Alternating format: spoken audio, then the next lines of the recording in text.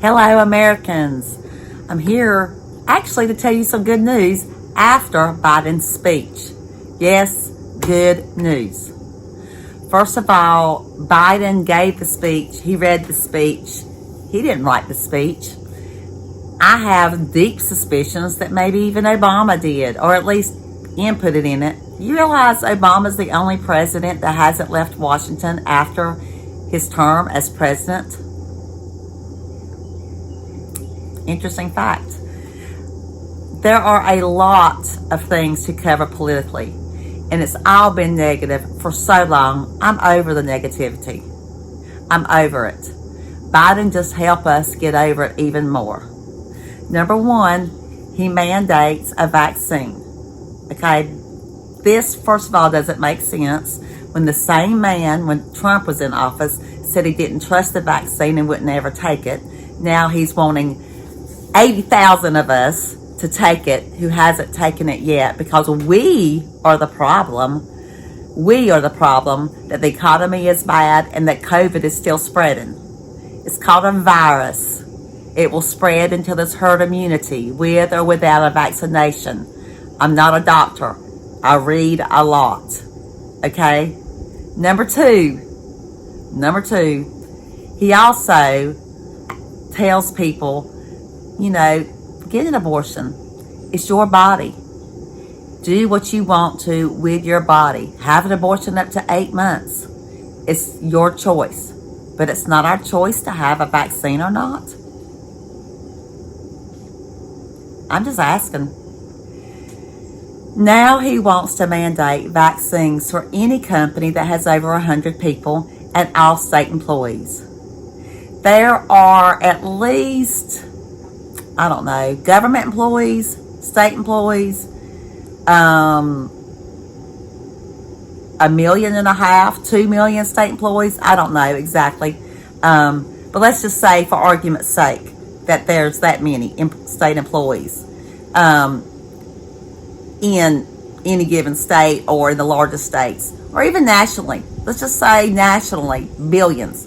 All right, let's say 70% of those people, or 75% of those people have already been vaccinated. And so there's 500,000 or 1 million that have not been vaccinated. So you're going to fire that 500,000 or 1 million people that work for the state or federal government for not being vaccinated? Now that would be a huge improvement and bring our national debt down. Thank you for that, Mr. Biden.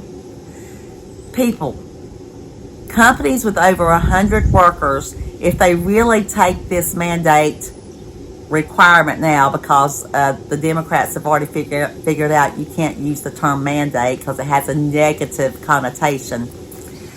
So the requirements now is if you have over 100 employees, you have to get them vaccinated. They have to be vaccinated, or you have to fire them.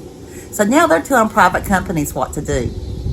Number one, 50 employees can spread COVID just as much as 100 employees. That, to me, doesn't make sense.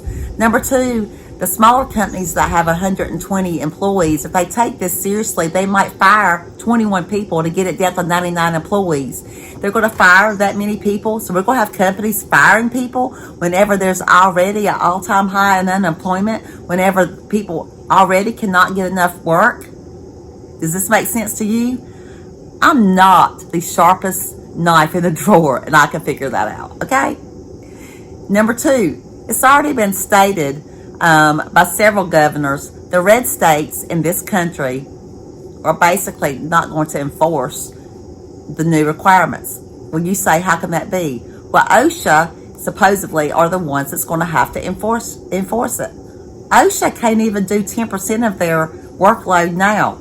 How are they going to do 100% of a workload over every single company in every single state office in every single in the states of America, in the United States of America? It's impossible for them to get this done.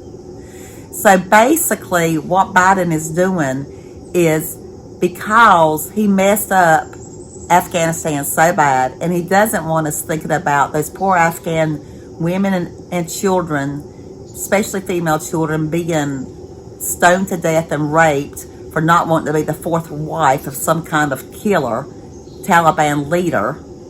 He's wanting to take our minds off of that by talking about mandates for vaccinations. He has to seem like he's doing something. But guess what he's just done?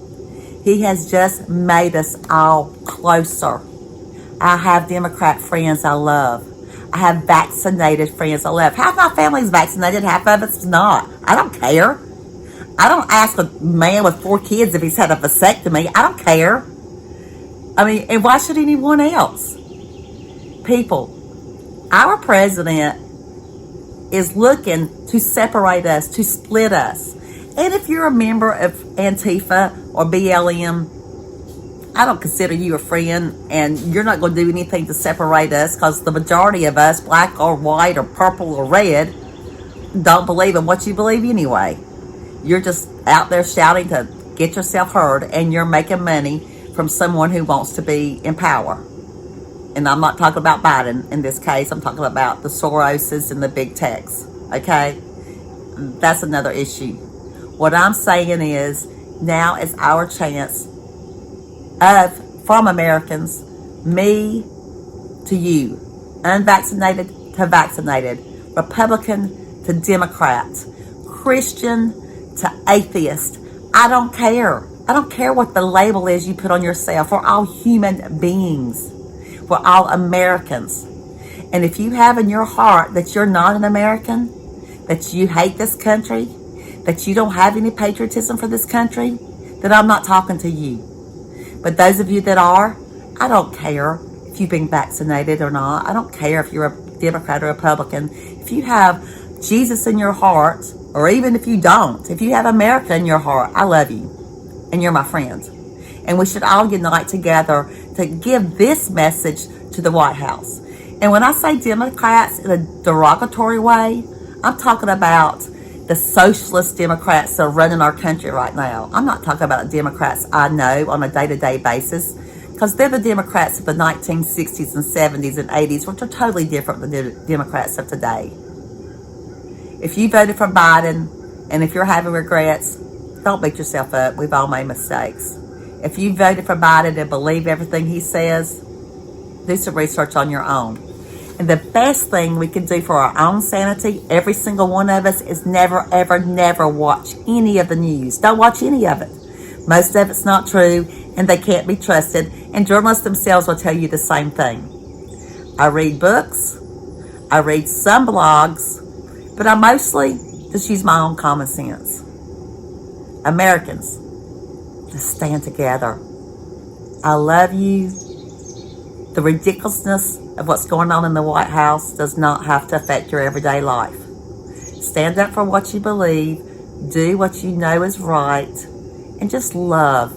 If you love, and if you're calm, and if you do what your heart tells you to do in a loving manner, you can do no wrong. Have a great day. Wear the mask, don't. Get vaccinated, don't. It's not going to be the end of the world either way.